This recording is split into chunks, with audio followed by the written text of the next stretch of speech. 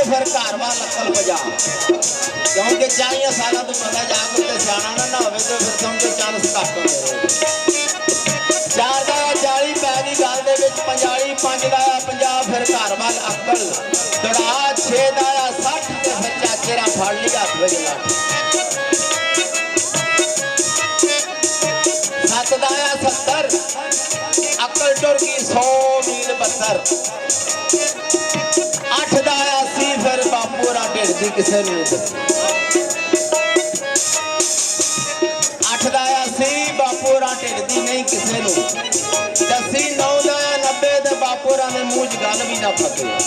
क्योंकि दंत निकल गए होंदे 9 ਦਾ 90 बापू रा दे मूंह च गल ना फसे 10 ਦਾ 100 ना जीवन की खुशी ना मरण का भो क्योंकि कहंदे साडा के मेरे हार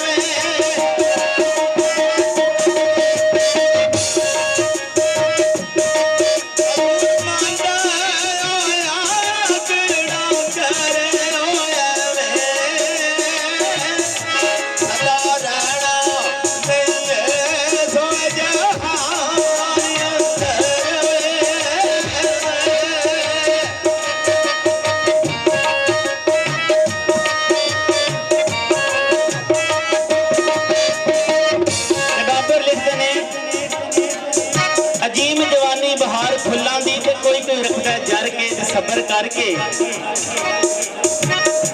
सब बगियाड़ मरेले उम्र की बाजी हार के सब कुछ करके अभी कमजोरी की हथ डंगोरी उठता बंदा मर के